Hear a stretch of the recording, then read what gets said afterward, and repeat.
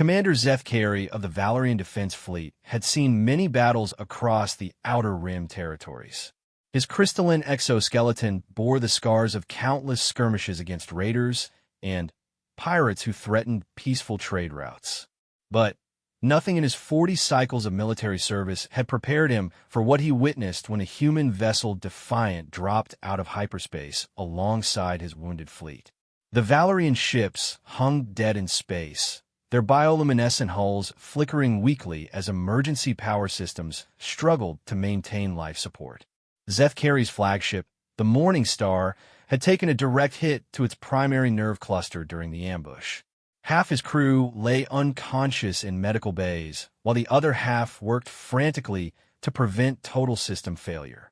The enemy fleet responsible for their predicament consisted of 12 Kethmoran dreadnoughts, each one a kilometer-long nightmare of dark metal and weapon emplacements.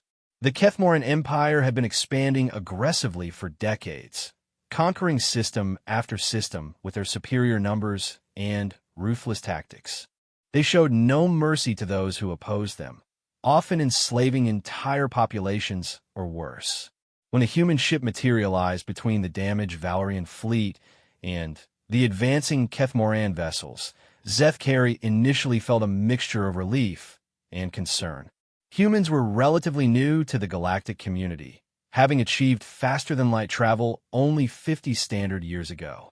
Their technology seemed primitive compared to most spacefaring civilizations, and their ships appeared fragile next to the massive dreadnoughts bearing down on them.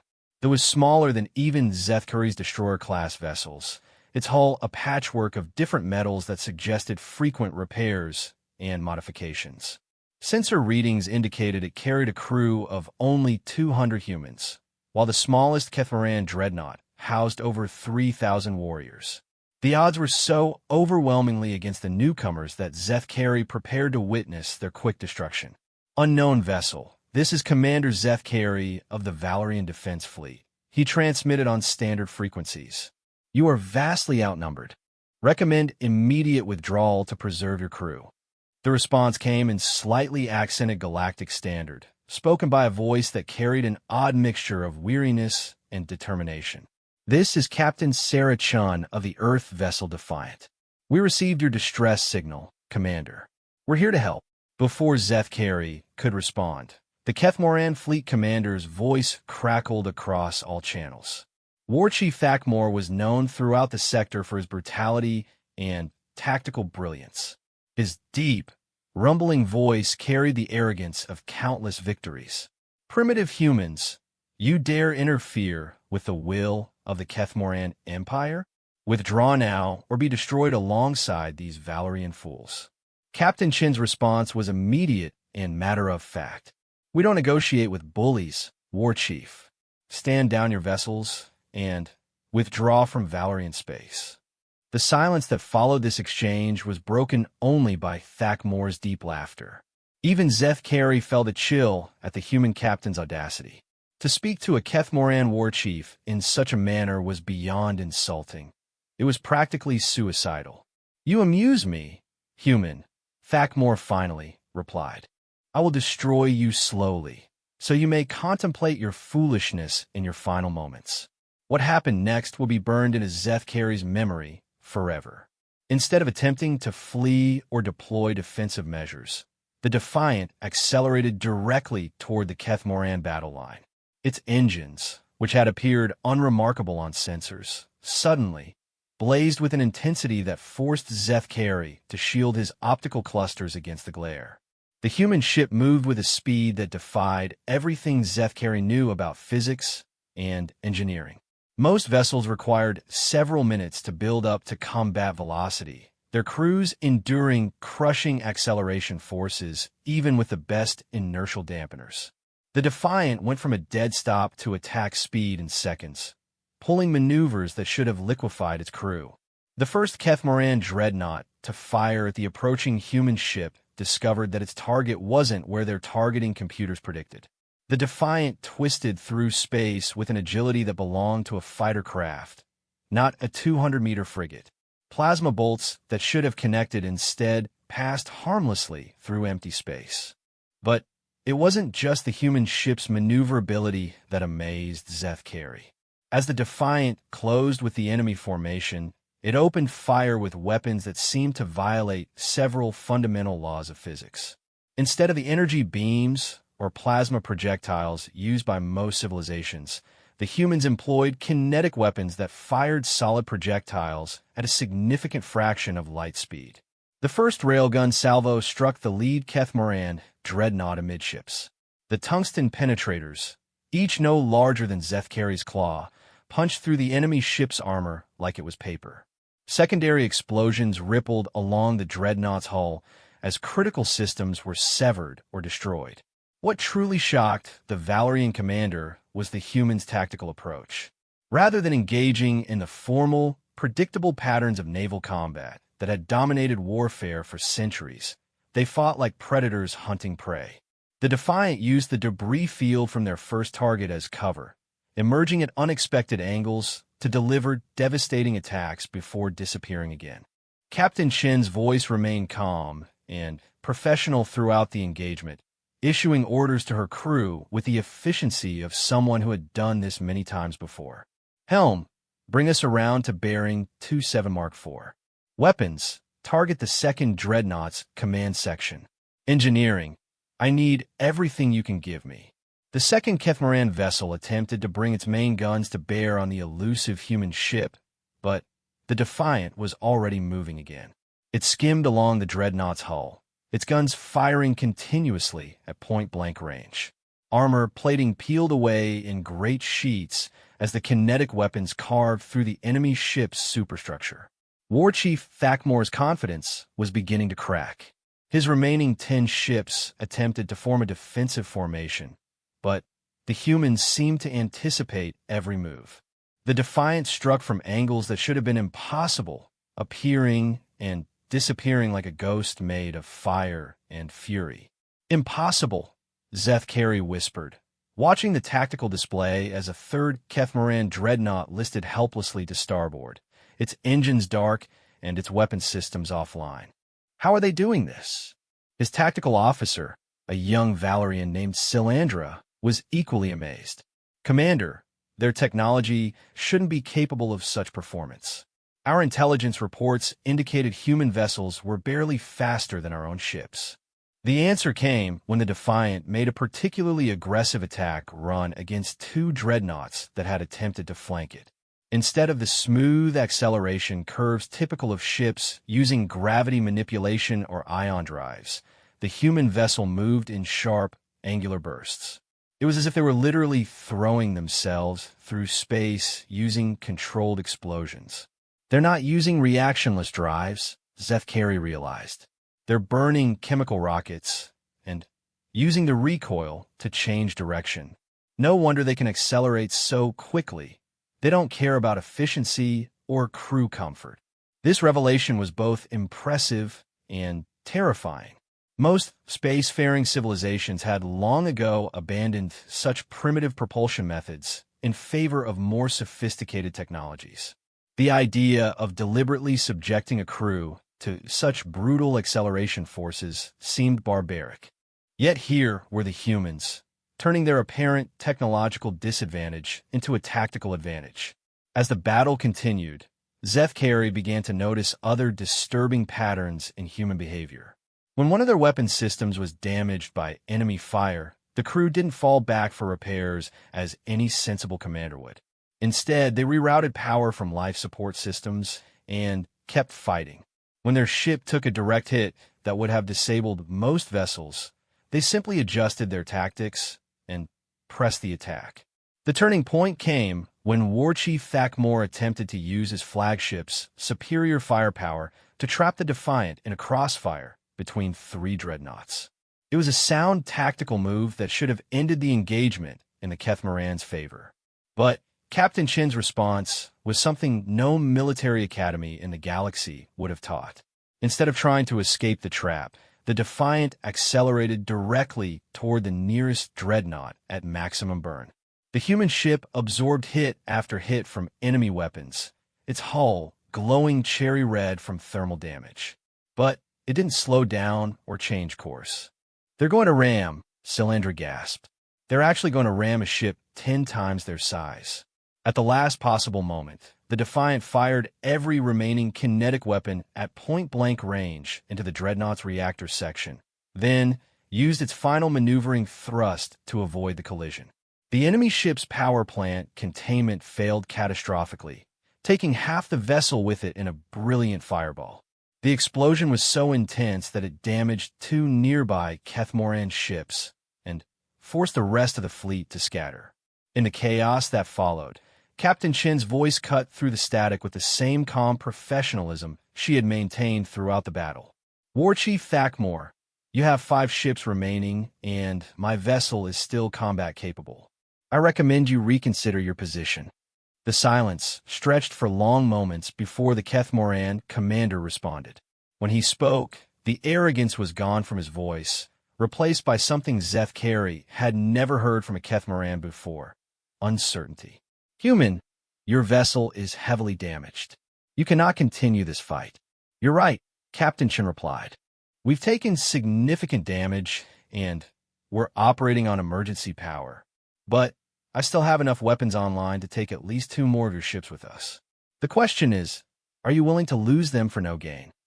The tactical situation had indeed changed dramatically. What had begun as an overwhelming Kethmoran victory was now a Pyrrhic stalemate at best. 7 dreadnoughts had been destroyed or disabled by a single human frigate, and the crew of that frigate showed no signs of backing down despite their desperate circumstances. War Chief Thakmor was many things, but he wasn't stupid. He had survived dozens of campaigns by knowing when to press an advantage and when to cut his losses. Facing an enemy who seemed genuinely willing to die rather than surrender was a new and unsettling experience. This is not over, humans, he finally transmitted. The Kethmoran Empire will remember this insult. I hope you do, Captain Chen replied. Next time, maybe you'll think twice before attacking peaceful vessels. The remaining Kethmoran ships turned and jumped to hyperspace, leaving behind the wreckage of their companions and the small human vessel that had somehow defeated them. In the aftermath of the battle, Zeth Carey found himself struggling to process what he had witnessed. His communications officer interrupted his thoughts. Commander, we're receiving a transmission from the human ship. They're requesting permission to come alongside and offer assistance with our repairs. Zeth Carey looked at the tactical display where the Defiant hung in space, its hull scarred and blackened but still proudly intact. These humans had risked everything to help strangers, fought against impossible odds without hesitation, and somehow emerged victorious through sheer audacity and skill. Grant permission, he ordered, and prepare to receive them with full honors. They've earned it. As he watched the human vessel carefully maneuver toward his flagship, Zeth Carey realized that the galaxy had just changed in ways that no one fully understood yet. Humanity had announced their presence not with diplomacy or trade negotiations, but with the thunder of railguns and the fire of chemical rockets. They fought like nothing he had ever seen, with a combination of tactical brilliance, technological innovation, and pure stubborn refusal to accept defeat. The thought that such a species might one day be an enemy was genuinely terrifying. But the knowledge that they could be allies filled him with something he hadn't felt in years: hope.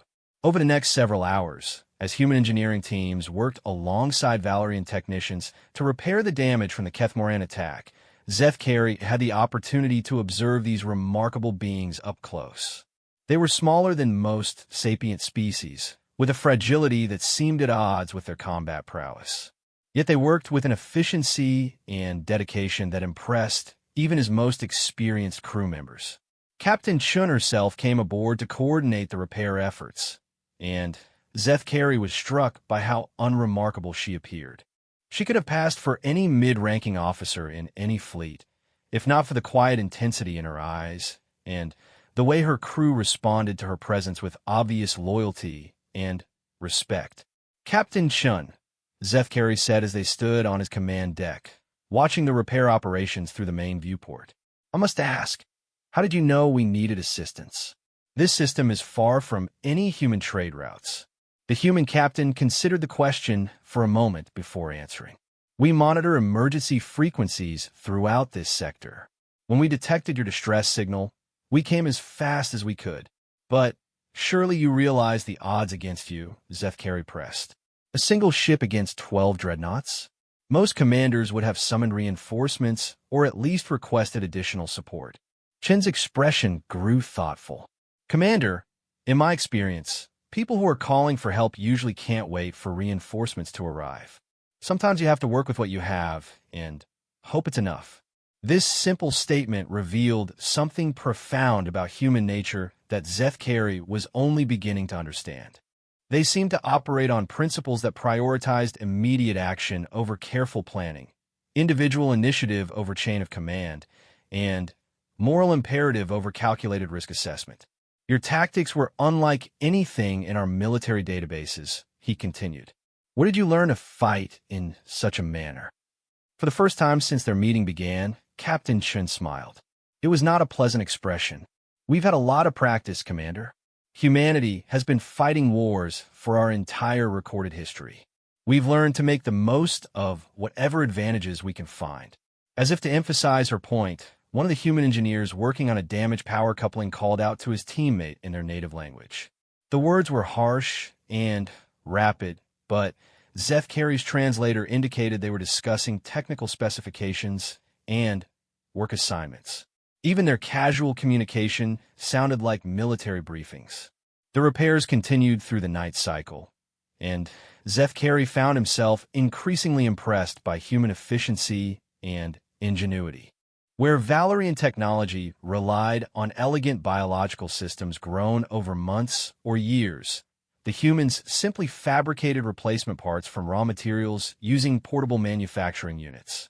Their solutions were often crude compared to traditional methods, but they were fast and effective. By morning, both the Valerian ships and the Defiant were space-worthy again, though none of them would be at full capacity for some time. As the human crew prepared to depart, Zethkari felt compelled to ask one final question. Captain, what do your people hope to gain from intervening in conflicts like this? Surely such actions place your species at risk of retaliation. Captain Chun paused in her review of departure preparations and looked directly at the Valerian commander. We don't do it for gain, Commander. We do it because it's right. Sometimes that's reason enough. With that simple statement, she saluted and departed for her own ship. Within the hour, the Defiant had jumped to hyperspace, leaving Zethkari alone with his thoughts and the growing realization that the galaxy had just encountered something unprecedented. As his fleet limped home to Valerian space, Zethkari composed his after-action report with unusual care. The words he wrote would be read by military commanders and political leaders across dozens of star systems. His description of human combat capabilities and tactical doctrine would influence strategic planning for years to come. But more importantly, his account would spread through unofficial channels, told and retold in officers' clubs and crew quarters throughout the galaxy. The story of how a single human ship had defeated a Keth-Moran battle fleet would become legend, carrying with it a message that would change everything. Humanity had arrived on the galactic stage, and they brought with them a gift that many species had forgotten: the willingness to fight for others without counting the cost. In a galaxy where most conflicts were settled through negotiation, economic pressure, or overwhelming force, the humans offered something different. They offered hope to the oppressed and fear to the oppressors. As Zethkari submitted his final report, he included a personal recommendation that surprised even himself. He suggested that the Valerian Republic should actively seek a formal alliance with humanity, despite their apparent technological disadvantages and their disturbing approach to warfare. His reasoning was simple. In a galaxy where the strong preyed upon the weak, humanity represented something precious, a species that chose to stand with the weak against the strong. Such allies were rare beyond measure, and losing them to fear or prejudice would be a tragedy that the galaxy might not survive. The report was filed, transmitted, and disseminated throughout Valerian space. Within days, it would reach other species through trade networks and diplomatic channels. The story of the human ship Defiant and its impossible victory would spread like wildfire, carrying with it questions that no one was quite ready to answer. What other capabilities did humanity possess? How many ships did they have? What were their intentions in this sector of the galaxy? And, perhaps most importantly, were they potential allies or future threats? These questions would soon demand answers, as forces far greater than a single Kethmoran fleet began to take notice of the newcomers. The battle that Zethkari had witnessed was just the beginning of something much larger, a chain of events that would reshape the galactic order and test humanity's commitment to their stated principles. But that would come later. For now, word was spreading through the darkness between stars. Humanity had arrived, and they were not what anyone had expected. #fighting alongside humanity brings honor. And fear across the galaxy, the news of humanity's intervention in the Kethmoran attack spread through galactic communication networks faster than anyone had anticipated. Within 3 standard days, every major government and military organization in the sector had received copies of Commander Zethkari's report. The reaction was swift and divided. High Admiral Vexener of the Thanagarian Empire read the report from his command center deep within the fortress moon of Kethmora Prime. The Thanagarians had been the dominant military force in this region for over 3 centuries, their disciplined fleets maintaining order through superior technology and tactical doctrine. The idea that a primitive species using chemical propulsion could defeat a Kethmoran battle fleet was not just improbable, it was insulting. Impossible, Vexener declared, his scaled features twisting into a sneer. The Valorians must be exaggerating to cover their own incompetence. No species develops effective space combat capabilities without first mastering gravity manipulation and energy shielding. His aide, a younger officer named Kithurin, hesitated before responding. High Admiral, we've received similar reports from 3 other sources. The Hegemony Intelligence Network confirms significant Kethmoran losses, and long-range sensors detected the destruction pattern consistent with kinetic weapon impacts. Vexener's expression darkened. The Hegemony was a loose alliance of merchant species that maintained the galaxy's most extensive intelligence network. Their reports were rarely inaccurate, which meant the human victory was likely genuine. This presented a problem that went far beyond simple military concerns. For generations, the Thanagarian Empire had justified its dominance by claiming to protect lesser species from chaos and warfare. Their advanced technology and disciplined military forces were presented as necessary safeguards against the brutality that had characterized earlier galactic history. The existence of humans, a species that could fight effectively without Thanagarian technology or doctrine, undermined this entire narrative. Initiate a comprehensive intelligence gathering operation, Vexener ordered. I want to know everything about these humans. Their population, their industrial capacity, their military organization, and, most importantly, the true extent of their technological capabilities. Meanwhile, in the crystal spires of the Zephyrian Council chambers, a very different conversation was taking place.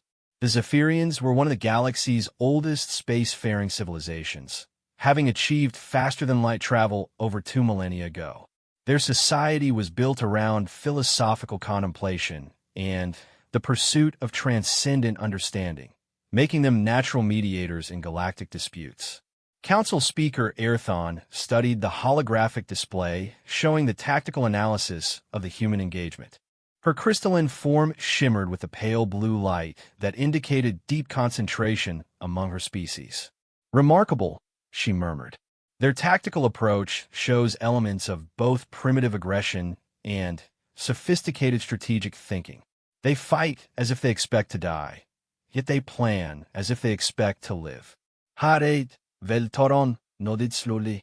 "It suggests a species that has experienced significant conflict throughout their development. Most civilizations achieve space travel only after establishing global peace. These humans appear to have carried their warrior culture into the stars with them. This observation highlighted one of the most disturbing aspects of the human victory. Most sapient species followed predictable development patterns, progressing from primitive aggression through various stages of social evolution before achieving the technological sophistication necessary for interstellar travel. The humans appear to have skipped several crucial evolutionary steps. There is wisdom and strength, but also great danger, Erathon said finally. We should extend formal diplomatic contact to these humans. If they can be guided toward peaceful pursuits, they might become valuable allies. If they cannot, she paused, her form flickering with uncertainty. Then, we must hope someone can contain them before they destabilize the entire sector. News of the engagement reached the Kethmoran Empire's capital world within hours of the battle's conclusion. Emperor Thakbane, supreme ruler of one of the galaxy's most aggressive military powers, received the report while reviewing invasion plans for the neighboring Altarian systems. The Emperor's reaction was neither surprise nor anger, but cold, calculating interest. Unlike other leaders who saw the human victory as an anomaly or threat, Thakbane recognized it as an opportunity. Some of my war chiefs, he commanded. If these humans fight, as the report suggests, they could be valuable allies in our expansion campaigns. Better to have them destroying our enemies than defending our targets. This pragmatic response reflected the Kethmoran approach to galactic politics. They viewed military strength as the only currency that mattered in interstellar relations, and the humans had just demonstrated considerable wealth in that regard. The fact that humanity had used their strength to protect others rather than conquer them was irrelevant. Such altruistic impulses could be redirected with the proper incentives. Within days of the battle, 3 separate diplomatic missions were dispatched toward human space. The Thanagarian Empire sent a heavily armed trade delegation with orders to assess human military capabilities firsthand. The Zephyrian Council dispatched their most experienced negotiator with an offer of formal recognition and cultural exchange. The Kethmoran Empire, never subtle in their approaches, sent a war chief with a proposal for a military alliance against mutual enemies. But the humans themselves remained frustratingly elusive. Long-range sensors could detect the energy signatures of human vessels moving through hyperspace, but their ships seemed to follow no predictable patterns. They appeared suddenly, in crisis situations, intervened decisively, and then vanished back into the void. Attempts to track them to their home systems failed consistently. This mystery only deepened when additional human interventions began occurring throughout the sector. 3 days after the Valerian incident, a human destroyer called the Retribution appeared during a syndicate raid on a civilian transport convoy. The pirates, confident in their numerical advantage, attempted to force the human ship to withdraw. Instead, they found themselves facing an opponent that seemed to delight in turning their own tactics against them. The syndicate raiders specialized in hit-and-run attacks, using fast ships and superior knowledge of local space to strike and retreat before military forces could respond. The Retribution not only matched their speed and agility, but exceeded it, hunting the pirates through an asteroid field with methodical precision. By the end of the engagement, half the raider fleet had been destroyed, and the survivors were fleeing toward the Galactic Rim. Captain Michael Rodriguez, commanding officer of the Retribution, transmitted a brief message to the convoy they had rescued. Safe travels. If you encounter any more problems, don't hesitate to call for help. The rescued traders, mostly hegemony merchants, were amazed not just by the human intervention, but by the casual way the captain had dismissed their grateful offers of payment or trade agreements. The humans seemed genuinely uninterested in gaining anything from their heroic actions. A week later, the pattern repeated when the human cruiser Indomitable responded to a distress signal from a research station under attack by raiders. The station, operated by the peaceful Aldebaran Collective, was conducting atmospheric studies on a remote world when armed vessels demanded access to their data archives. The raiders claimed to be working for a mining consortium that wanted the atmospheric data for commercial purposes, but their true intentions were obvious. The Aldebaran research included detailed surveys of rare mineral deposits that would be valuable to any number of illegal enterprises. Arrived, Captain Lisa Zhang attempted to negotiate with the raiders first, offering them safe passage in exchange for withdrawing from the system. The pirates, emboldened by their success in previous encounters with soft science vessels, rejected the offer and opened fire on the research station. The human response was swift and devastating. The Indomitable didn't just drive off the attackers. It hunted them down systematically, ensuring that none escaped to threaten other research facilities. The engagement was over in less than an hour, leaving the raiders either destroyed or captured, and the research station completely intact. Dr. Keftai, the Aldebaran scientist in charge of the research project, later wrote in his report, "The humans fought with a precision and fury that seemed almost incomprehensible. They appear to take personal offense at the attack on our peaceful research mission." When Captain Zhang visited our station afterward, she seemed genuinely puzzled that we might expect payment for her assistance. She said, and I quote, "Protecting scientists and researchers is just basic civilized behavior." These incidents established a pattern that soon became impossible for galactic governments to ignore.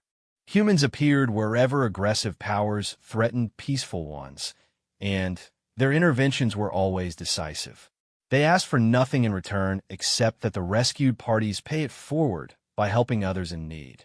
The psychological impact of these interventions began to exceed their tactical significance. Pirates and raiders throughout the sector started reporting encounters with human vessels to their leaders, often describing the humans in terms usually reserved for natural disasters or mythological terrors. "They don't fight like civilized beings," complained one pirate captain who had escaped an encounter with the human frigate Vengeance. "They pursue you into asteroid fields and gas clouds that should be impossible to navigate. They shoot at you with solid projectiles that punch through our best armor. And they never, ever give up." This last point was perhaps the most disturbing aspect of human combat doctrine from the perspective of established galactic powers. Most species followed accepted conventions regarding warfare, including provisions for honorable surrender and prisoner exchange. The humans seemed to recognize no such constraints when fighting those they considered aggressors. A captured syndicate raider, questioned after his ship was disabled by the human destroyer Fearless, provided insight into human psychological warfare techniques. They don't torture you or threaten you. They just explain what you did wrong and why it was harmful to innocent people. Then they ask you to think about whether you want to keep living that way. It's terrifying because they genuinely seem to believe that everyone can choose to be better. This combination of devastating military effectiveness and moral certainty was unlike anything the galaxy had seen before. Most advanced civilizations had long ago learned to separate emotional responses from tactical decisions, viewing war as a regrettable necessity to be conducted with professional detachment. The humans fought as if every battle was personal, every victory a moral imperative rather than a strategic objective. The tipping point came when human forces encountered their first truly significant opponent. The Crimson Fleet was one of the largest and most sophisticated pirate organizations in the galaxy, with over 200 vessels and bases hidden throughout 3-star systems. Their leader, Admiral Kroztaith, was a former Kethmoran military officer who had gone rogue after being court-martialed for excessive brutality. The Crimson Fleet specialized in large-scale operations against military targets, often capturing entire star systems and holding them for ransom. Their ships were heavily armed and professionally crewed, making them far more dangerous than typical raiders or pirates. When they established a blockade around the Meridian system, trapping millions of civilians on the agricultural worlds below, most observers expected it would require a major military operation to dislodge them. Instead, 3 human ships dropped out of hyperspace at the edge of the system: the heavy cruiser Dauntless, the destroyer Relentless, and the frigate Audacious. The Crimson Fleet's response was immediate and confident. They had faced military vessels before and knew how to deal with them. Admiral Crosstaith himself commanded the flagship Blood Tide, a massive battlecruiser that outgunned the entire human force. His opening transmission was both mocking and threatening. "Unknown vessels, you are outnumbered 67-3 and outgunned by a factor of 10. Withdraw immediately or be destroyed." The response came from Captain James Morrison of the Dauntless. "Admiral Crosstaith, you are illegally blockading a civilian system and threatening innocent lives. Stand down your vessels and surrender for trial, or we will remove you by force." What followed was not so much a battle as a demonstration of human tactical superiority. The three human ships didn't try to engage the entire Crimson Fleet at once. Instead, they systematically dismantled the pirate formation piece by piece.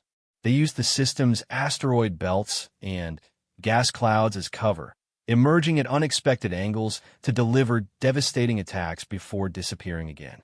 The human vessels coordinated their movements with a precision that suggested months of training together. Yet intelligence reports indicated they had never operated as a unit before this engagement. They seemed to share an instinctive understanding of each other's capabilities and intentions. Most disturbing to the pirates was the humans' apparent ability to predict their tactical responses. Every time the Crimson Fleet attempted to form a defensive formation or execute a flanking maneuver, the human ships were already moving to counter it. It was as if they could read their opponents' minds. The truth was more mundane, but equally impressive. Humanity had fought so many wars throughout their history that their military leaders possessed an intuitive understanding of combat psychology that few other species could match. They knew how desperate commanders thought, how cornered enemies behaved, and how to exploit the psychological weaknesses that came with prolonged stress and mounting losses. By the end of the engagement, over 40 pirate vessels had been destroyed or disabled, including Admiral Crosstaith's flagship. The Blood Tide was captured intact, with most of its crew taken prisoner. The remaining Crimson Fleet ships scattered to the Galactic rim, their organization effectively destroyed. Captain Morrison's after-action report to the rescued civilian government was typically modest. "The blockade has been lifted. The captured pirates will be turned over to appropriate authorities for trial. We recommend increasing local defense forces to prevent similar incidents in the future." What the human captain didn't mention was the psychological impact their victory would have throughout the galaxy. News of the Crimson Fleet's destruction spread rapidly, carrying with it a message that no aggressive force could ignore. Humanity was willing and able to challenge any threat to innocent life, regardless of the odds. The reaction from established galactic powers was swift and concerned. Emergency sessions were called in the Thanagarian Imperial Senate, the Zephyrian Council chambers, and even the normally isolationist vegan republics. The question being debated was no longer whether humanity represented a significant force in galactic affairs. It was whether that force could be controlled or directed. High Admiral Vexanor's intelligence reports painted an increasingly disturbing picture of human capabilities. Their ships were indeed technologically inferior in most respects, but their crews displayed a level of training, coordination, and tactical innovation that exceeded even elite Thanagarian units. More troubling was their apparent immunity to the psychological factors that limited other species' combat effectiveness. "They fight as if they expect to die," reported Commander Silthek, who had observed the human engagement with the Crimson Fleet from long range. "But they plan as if they expect their cause to outlive them." This combination of fatalism and optimism creates a warrior mindset that I have never encountered before. The Zephyrian analysis focused on the philosophical implications of human behavior. Council Speaker Airthon's research suggested that humanity had developed what she termed altruistic aggression, a willingness to engage in extreme violence in defense of others, even at significant personal cost. "They have weaponized their capacity for empathy," she explained to the assembled council. Most species learn to suppress emotional responses during combat to maintain tactical clarity. Humans appear to have learned to channel their emotions into tactical advantages. They fight harder because they care more about the outcome. This insight revealed the fundamental challenge that humanity posed to the existing galactic order. The current system relied on a complex balance of power between major civilizations, with conflicts resolved through negotiation, economic pressure, and occasionally limited military action. The system worked because all participants shared certain assumptions about rational self-interest and acceptable losses. Humanity operated under completely different assumptions. They seemed willing to accept enormous personal costs to protect complete strangers, and their definition of acceptable losses appeared to include their own complete destruction if necessary. This made them unpredictable and potentially destabilizing to carefully maintained power balances. The Keth-Moran Empire's reaction was characteristically direct. Emperor Thakbane dispatched a fleet of 20 dreadnoughts toward human space with orders to either secure an alliance or eliminate the threat. War Chief Vakmor, commanding the expedition, had clear instructions. If they can be recruited as allies, do so. If they refuse, destroy them before they become a greater problem. What none of these powers realized was that their diplomatic and military missions were about to encounter something even more challenging than human combat capabilities: human diplomatic principles. The approaching confrontations would test not just humanity's military strength, but their commitment to the ideals they claim to defend. As fleets converged on the edges of human space and ambassadors prepared for first contact, the galaxy held its breath. The newcomers had proven they could fight, but the real test was about to begin. Could they build peace with the same skill and determination they had shown in war? The answer would determine not just humanity's place in the galactic community, but the future of that community itself. The first formal diplomatic contact between humanity and the greater galactic community occurred in the Neutral Meridian system, 3 weeks after the destruction of the Crimson Fleet. The choice of location was deliberate. It was here that human forces had demonstrated their military capabilities most dramatically, making it impossible for any delegation to ignore the implications of their presence. Ambassador Elena Vasquez of the United Earth Diplomatic Corps arrived aboard the heavy cruiser Resolute, accompanied by a small escort of frigates. The human diplomatic vessel was deliberately modest in size and armament, designed to project peaceful intentions while still demonstrating their technological capabilities. Waiting for them in orbit around Meridian 4 were 3 of the most powerful fleets in the galaxy. The Thanagarian Empire had sent 47 ships under the command of High Admiral Vexener himself, a clear statement of the importance they placed on this encounter. The Zephyrian Council's delegation was smaller, but no less significant, led by their most respected diplomat aboard ships, whose crystalline hulls sparkled like jewels against the darkness of space. Most ominous was the Keth-Moran battle fleet, 20 dreadnoughts arranged in perfect formation around their flagship, a massive command vessel called the Iron Throne. War Chief Vakmor had positioned his ships between the human vessels and the inner system, a not-so-subtle suggestion that the humans were present only at Keth-Moran sufferance.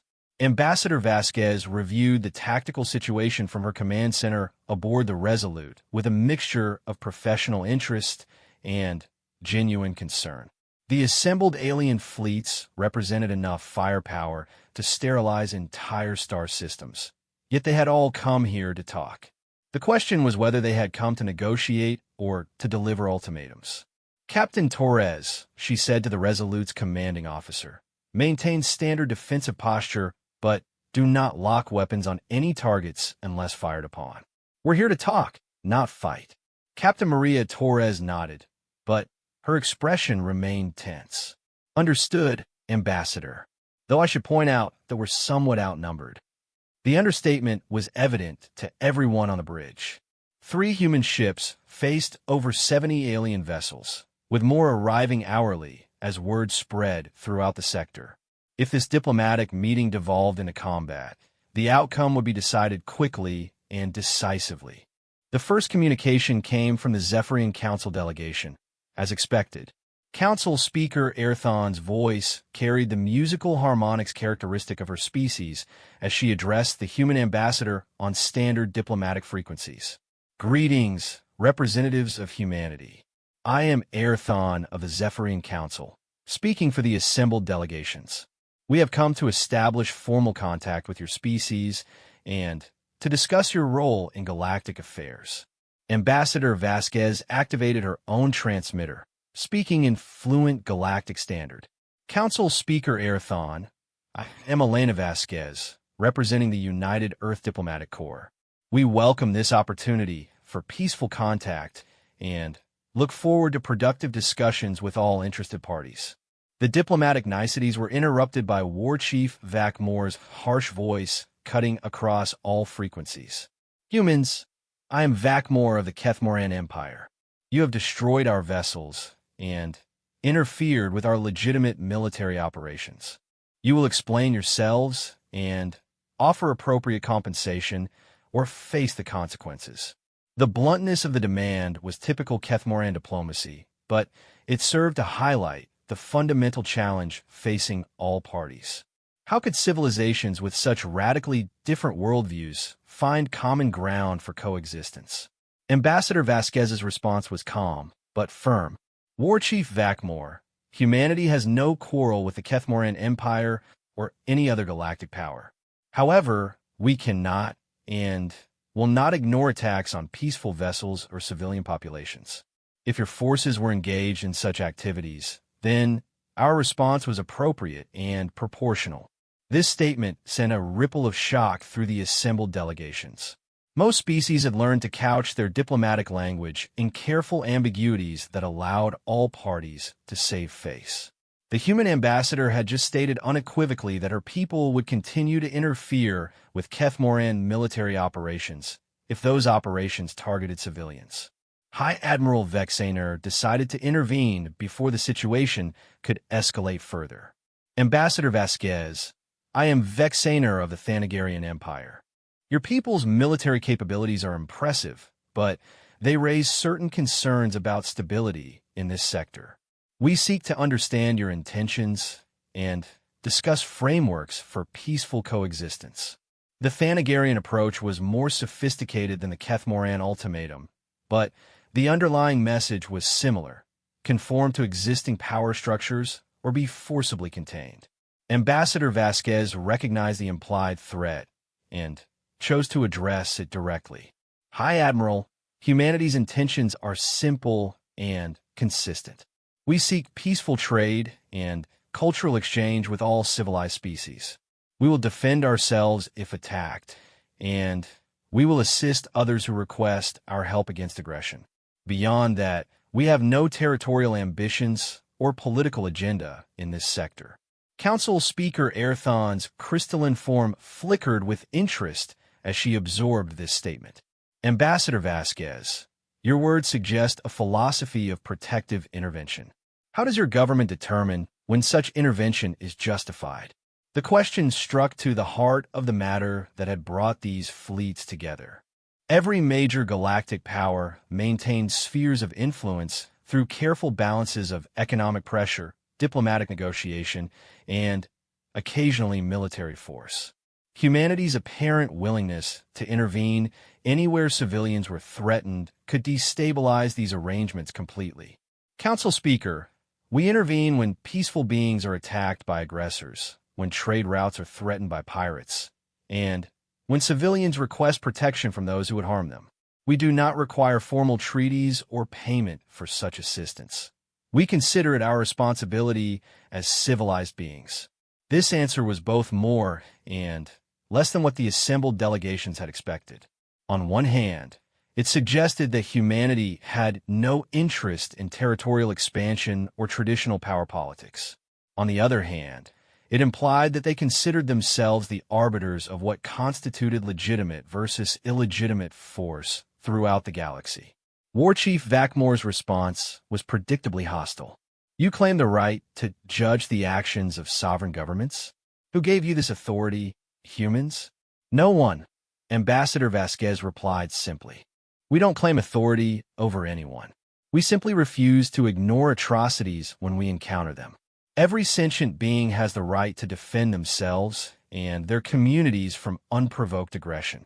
The philosophical gap between human and Kethmoran worldviews was becoming evident to all observers. The Kethmoran Empire was built on the principle that might made right, that powerful civilizations had not just the ability, but the responsibility to dominate weaker ones. Humanity appeared to operate under the opposite assumption. High Admiral Vexaner attempted to steer the discussion toward more practical matters.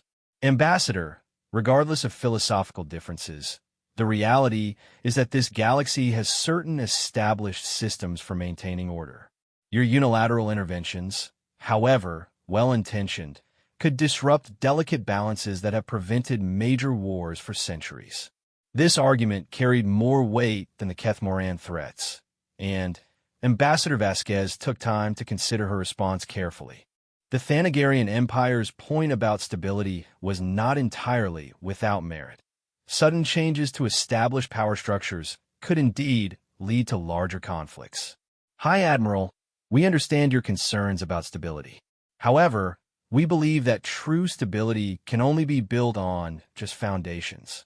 Systems that rely on the oppression of the weak by the strong are inherently unstable, regardless of how long they may persist.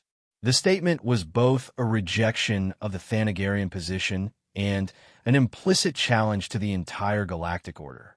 Ambassador Vasquez was essentially arguing that the peace maintained by the major powers was a false peace that needed to be replaced with something better. Council Speaker Erthon's voice carried a note of genuine curiosity as she posed her next question. Ambassador, your species appears to have achieved remarkable military effectiveness despite relatively recent entry into galactic society. How do you account for this rapid development? The question offered an opportunity for Ambassador Vasquez to explain something that none of the alien powers seem to understand about humanity. Council Speaker, humans have been fighting wars for our entire recorded history. We achieved spaceflight not despite our conflicts, but because of them. Our military effectiveness comes from thousands of years of hard-won experience in warfare. This revelation sent another shock through the assembled delegations. Most spacefaring civilizations had achieved interstellar travel only after establishing global peace and unity. The idea that a species could carry active warfare into the space age was disturbing to those who viewed technological advancement as inherently linked to social evolution. War Chief Vakmore saw an opportunity in this admission. So you admit that your people are inherently violent and aggressive? This proves that you pose a threat to galactic peace. On the contrary, Ambassador Vasquez replied, our history of conflict has taught us the true cost of war. We fight not because we enjoy violence, but because we understand what happens to the innocent when good people fail to act. Our willingness to fight comes from our desire for peace.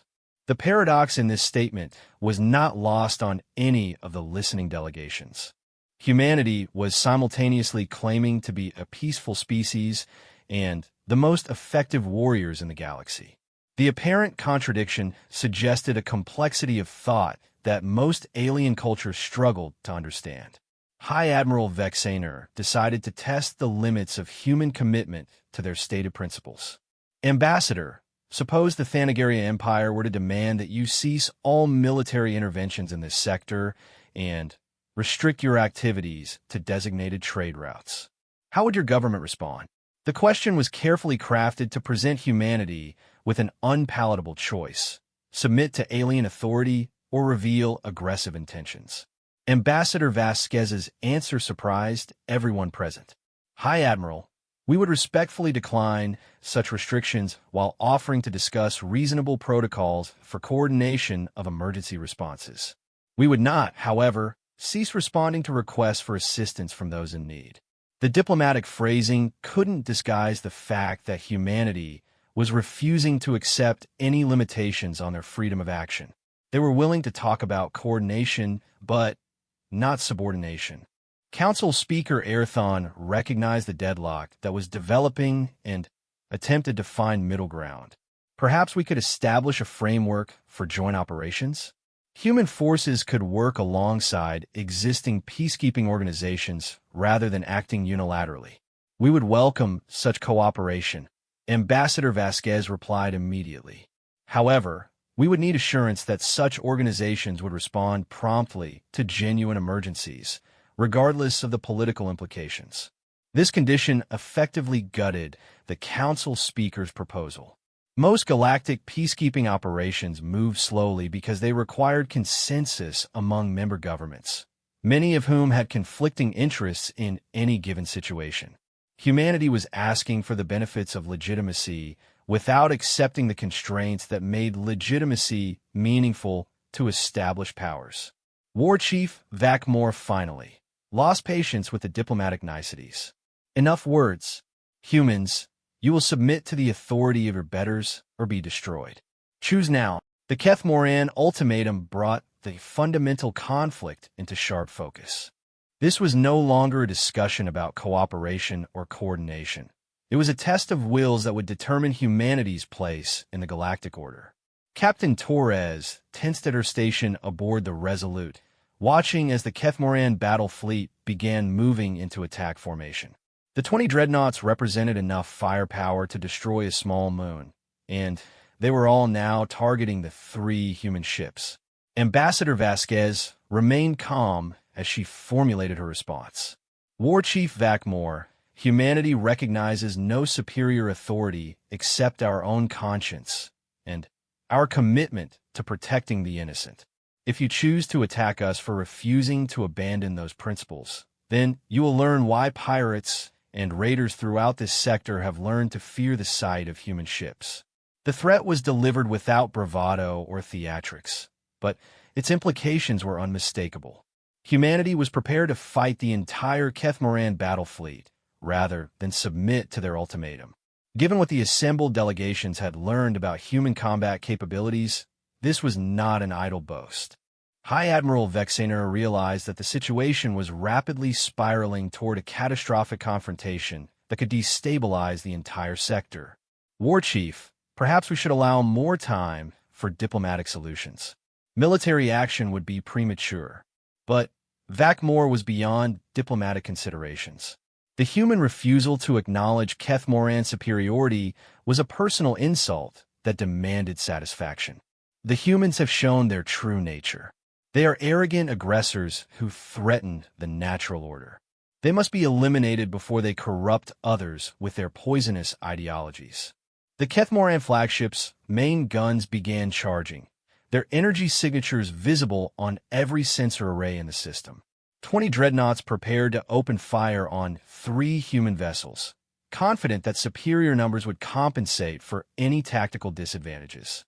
What happened next would be remembered as the moment when humanity truly announced their arrival on the galactic stage. Instead of waiting for the enemy to complete their attack preparations, Captain Torres took decisive action. All ships, emergency acceleration. Pattern Delta 7. Time to show these bastards why pirates are afraid of us. The 3 human vessels suddenly erupted with drive flame, accelerating at rates that should have liquefied their crews. They didn't try to escape the Keth Moran formation. Instead, they charged directly into it, using their superior agility to avoid the initial barrage of plasma fire. The battle that followed was broadcast live throughout the galaxy, watched by billions of beings who had never seen anything like it. The humans didn't fight like civilized spacefaring species. They fought like predators hunting prey, using every advantage their primitive technology could provide. The Resolute led the charge, its railguns firing continuously as it wove through the Keth Moran formation.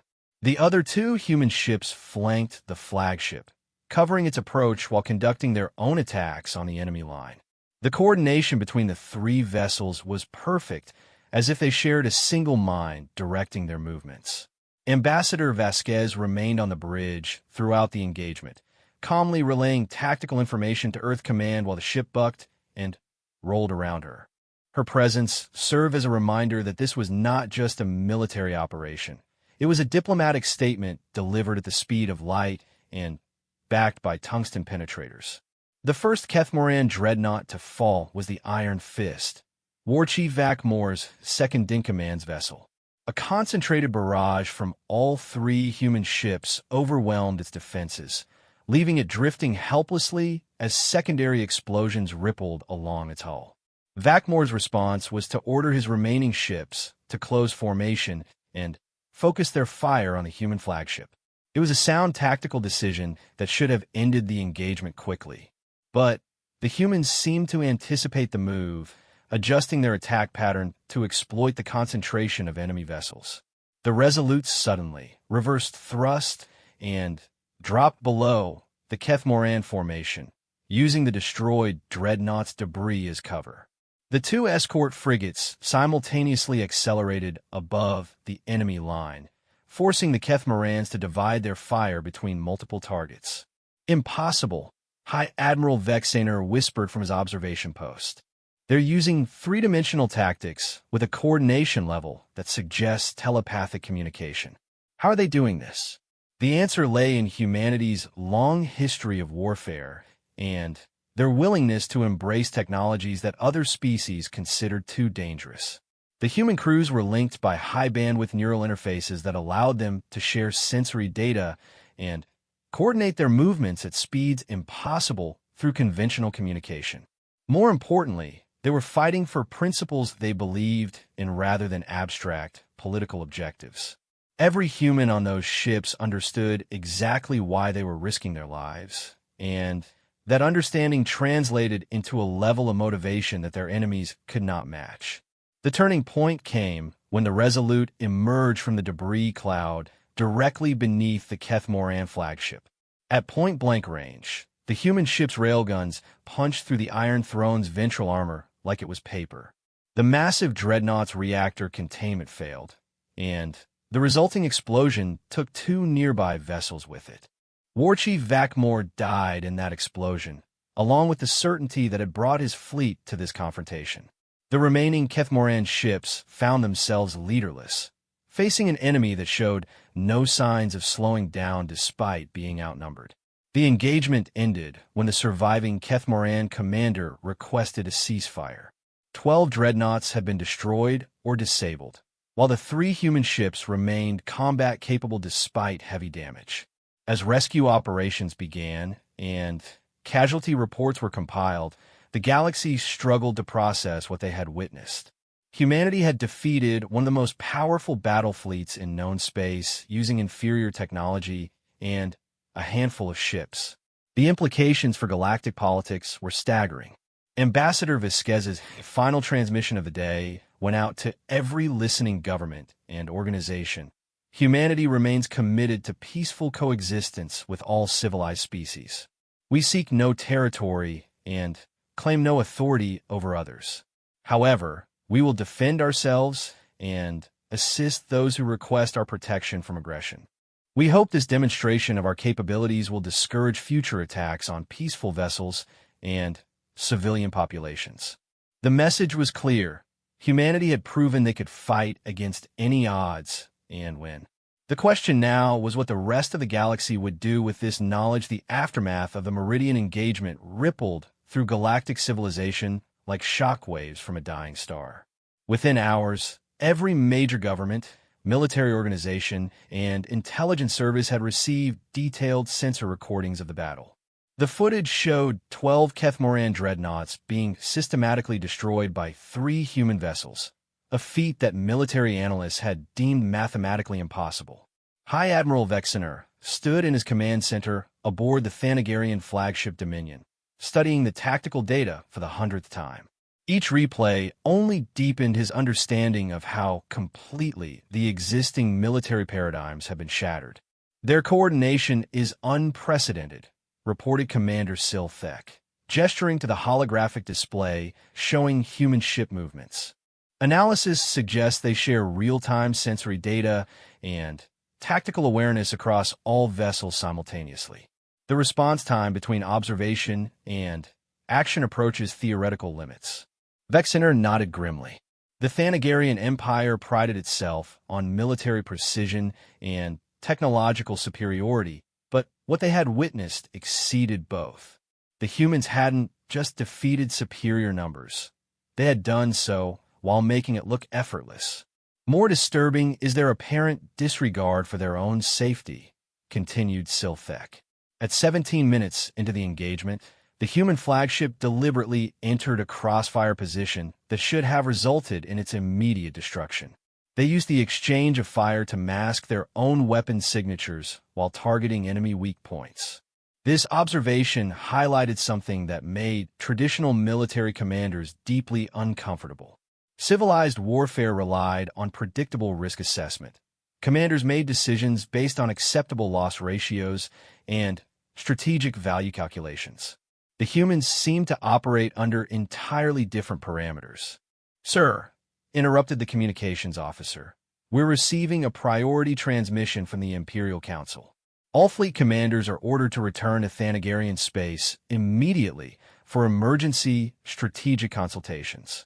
Similar orders were being transmitted throughout the galaxy as every major power recalled their forces to reassess their strategic positions.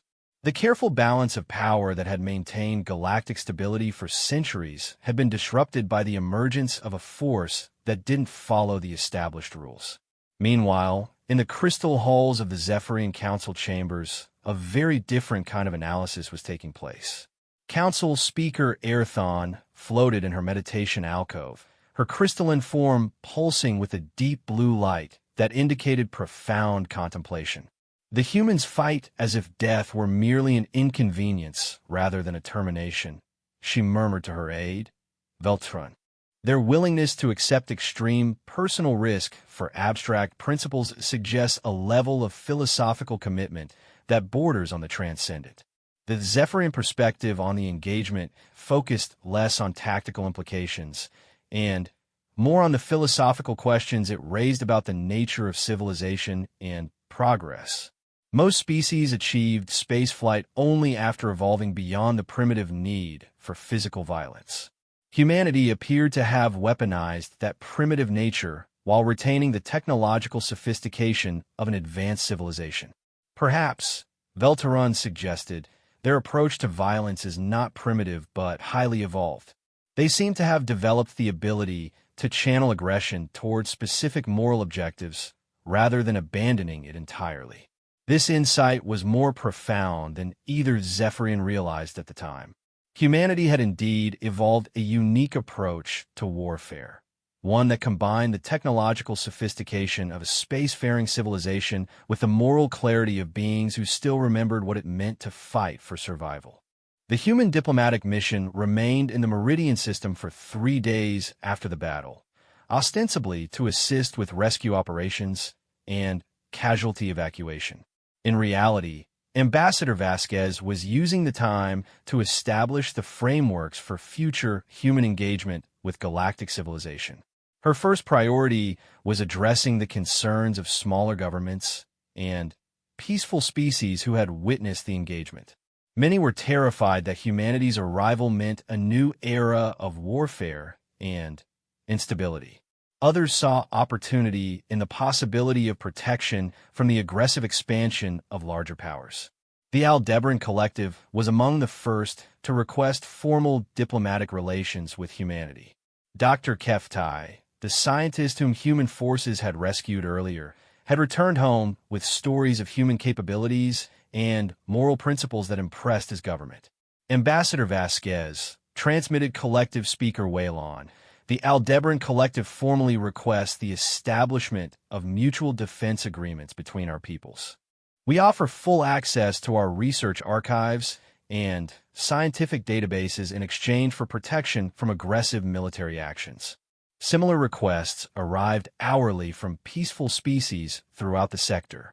The hegemony merchant alliances wanted human escort services for their trade convoys. The peaceful mining colonies requested protection from raiders and pirates. Even some of the more advanced civilizations began exploring the possibility of human military assistance. Ambassador Vasquez was careful in her responses, establishing precedents that would guide human policy for years to come. We appreciate the Collective's offer of scientific cooperation, and we would welcome such exchange on its own merits. However, our commitment to protecting peaceful peoples does not require formal payment or treaty obligations. We consider the defense of innocent life to be a basic responsibility of any civilized species. This approach frustrated traditional diplomatic protocols, but established humanity's unique position in galactic affairs. They were offering protection without demanding submission, alliance without territorial concessions, and military support without political control. The response from aggressive powers was more hostile and considerably more dangerous. Emperor Thakbane of the Kethmoran Empire had received reports of the Meridian engagement with cold fury. The destruction of Warchief Vakmor's fleet was not just a military defeat. It was a challenge to the fundamental principles upon which Kethmoran society was built. Summon all war chiefs to the capital immediately, he ordered his aide. If these humans believe they could defy the natural order with impunity, they will learn the consequences of such arrogance. The Kethmoran response was swift and massive. Within a week of the Meridian engagement, over 300 ships had assembled in the Empire's core systems. The fleet represented the largest military force mobilized in the sector for over a century, with enough firepower to reduce entire star systems to rubble. But the target of this massive military buildup remained frustratingly elusive. Human ships continued to appear throughout the sector, responding to distress calls and protecting civilian vessels, but attempts to track them to their base systems failed consistently. It was as if humanity operated from nowhere and everywhere simultaneously. The breakthrough came from an unexpected source. Captured pirate records recovered from the wreckage of the Crimson Fleet.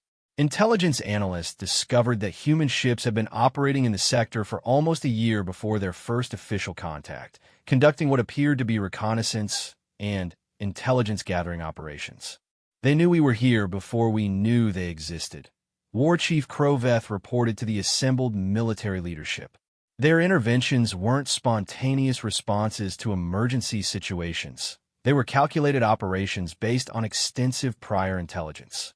This revelation changed everything about the Galactic Power's understanding of humanity. Far from being recent arrivals stumbling into conflicts, the humans had been carefully studying galactic civilization and planning their approach for months or even years.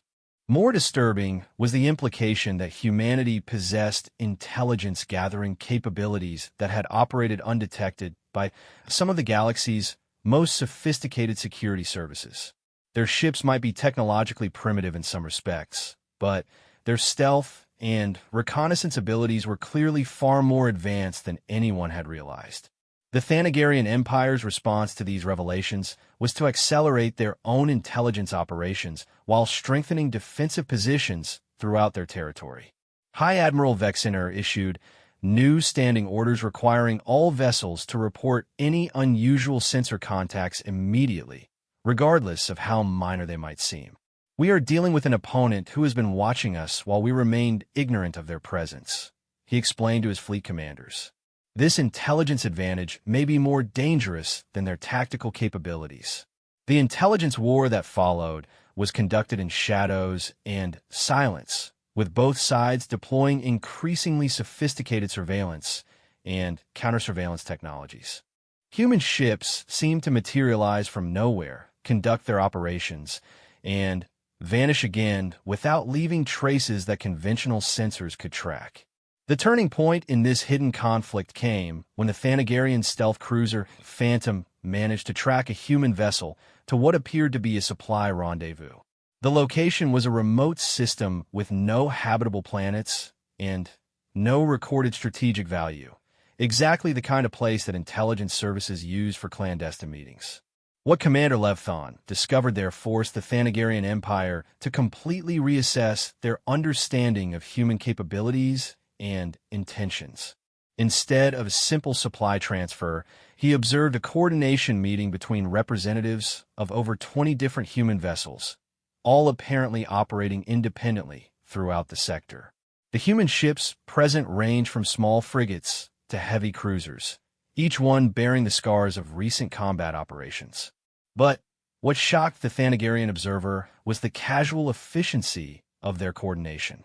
These weren't military units following orders from Central Command. They were independent operators sharing information and resources while coordinating their activities.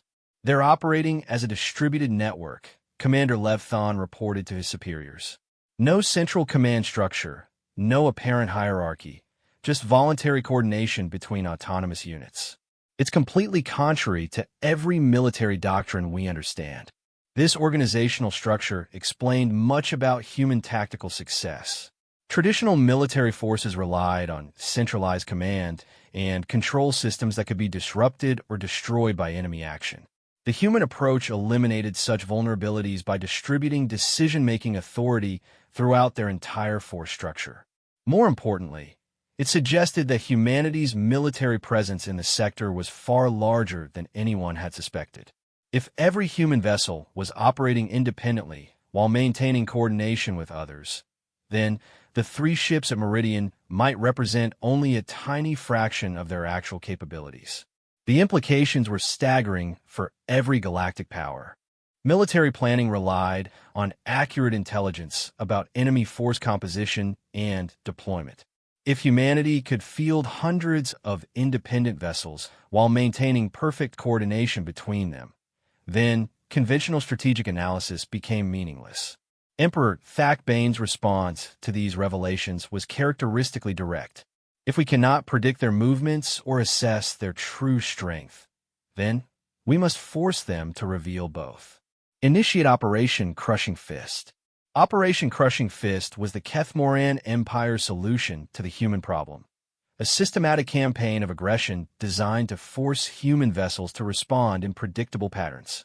By attacking civilian targets throughout the sector simultaneously, they hoped to draw human forces into defensive positions where they could be isolated and destroyed. The operation began with coordinated strikes against 12 different star systems, each one containing peaceful civilizations that had recently requested human protection. The attacks were carefully planned to inflict maximum civilian casualties while presenting tactical situations that would require human intervention. The Kethmoran commanders expected their simultaneous attacks to overwhelm human response capabilities, forcing them to choose which civilians to save and which to sacrifice. Instead, they discovered that they had gravely underestimated both human coordination abilities and their commitment to protecting innocent life. Within hours of the first attacks, human vessels appeared in all 12 systems simultaneously. The response wasn't just coordinated, it was perfectly synchronized, as if the entire human force had been anticipating exactly this scenario and had positioned themselves accordingly. The battle for the Nexus system became the focal point of the engagement. The industrial world was home to over 50 million peaceful beings who worked in the massive orbital factories that supplied advanced technology throughout the sector. The Kethmoran attack force consisted of 18 dreadnoughts under the command of War Chief Thexkar, one of the Empire's most experienced military leaders. When the human ships Valiant, Courageous, and Steadfast arrived at Nexus, they faced odds that should have been insurmountable. But instead of engaging the Kethmoran fleet directly, they implemented a strategy that demonstrated the full sophistication of human tactical doctrine. The 3 human vessels split up, with each one engaging a different section of the enemy formation. Instead of trying to destroy the Kethmoran ships, they focused on disrupting their coordination and preventing them from effectively targeting the civilian population centers. The Valiant used the system's asteroid belt as cover, emerging at unpredictable intervals to launch hit-and-run attacks against the enemy command vessels. The Courageous positioned itself between the Kethmoran fleet and the orbital factories, using its superior maneuverability to intercept incoming missiles and plasma bolts. The Steadfast conducted a series of feints and false attacks designed to confuse enemy sensors and divide their attention. War Chief Thexkar found himself fighting not one battle, but 3 simultaneous engagements against opponents who seemed to anticipate his every move. His superior numbers became a disadvantage as the humans used the Kethmoran ship size and limited maneuverability against them. "They're not trying to win," realized his tactical officer after analyzing the human movement patterns. They're trying to protect the civilians while wearing down our combat effectiveness. This insight revealed the fundamental difference between human and Kethmoran military philosophy. The Kethmorans fought to achieve victory as quickly and decisively as possible. The humans fought to achieve their objectives regardless of how long it took or what personal cost they had to pay. The engagement stretched on for over 6 hours, with neither side able to achieve a decisive advantage. But as time passed, it became clear that the Kethmoran fleet was slowly being worn down by the relentless human attacks. Their ships were larger and more heavily armed, but they couldn't match the endurance and determination of their opponents. The climax came when War Chief Thexkar attempted to force a decisive engagement by ordering a direct attack on the orbital factories. It was a desperate gamble designed to compel the human vessels to accept unfavorable odds in defense of the civilian population. The response was immediate and devastating. All 3 human ships converged on the Kethmoran attack formation, abandoning their defensive positions to prevent the massacre of innocent workers. The resulting battle was brutal and short, with human vessels accepting catastrophic damage while systematically destroying the ships, threatening the civilian installations. When the engagement ended, 12 Kethmoran dreadnoughts had been destroyed or disabled. The 3 human ships were barely operational, their hulls scorched and breached, their crews wounded and exhausted. But the orbital factories remained intact, and 50 million civilians were safe. Similar scenes played out in all 12 target systems as human forces threw themselves into impossible battles to protect innocent lives. The cost was enormous. Over half the human vessels involved in the operation were destroyed or severely damaged. But not a single civilian population center was successfully attacked. The failure of Operation Crushing Fist marked a turning point in galactic politics. The Kethmoran Empire had committed enormous resources to demonstrating human vulnerability, only to prove the opposite. Humanity had shown that they were willing to sacrifice everything to protect others, and they possessed the tactical skill to make those sacrifices meaningful. More importantly, the operation revealed the true scope of human presence in the sector.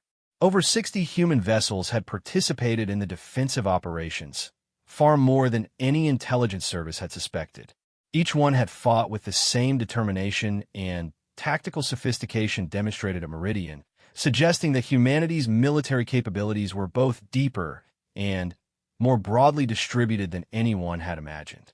As reports of the failed operation reached the Kethmoran capital, Emperor Thakbane faced a choice that would determine the future of his empire. He could escalate the conflict further, committing even more resources to defeating an enemy that seemed impossible to defeat. Or he could accept that the galactic order had changed and begin adapting to new realities. The decision would affect not just the Kethmoran Empire, but every civilization in the galaxy. Humanity had proven they could fight against any odds and win, but more importantly, they had shown that they would do so in defense of principles rather than territory or resources. The galaxy was about to discover whether there was room for such idealism in the harsh realities of interstellar politics 6 months after Operation Crushing Fist. The galactic political landscape had transformed beyond recognition. The careful balance of power that had maintained stability for centuries lay in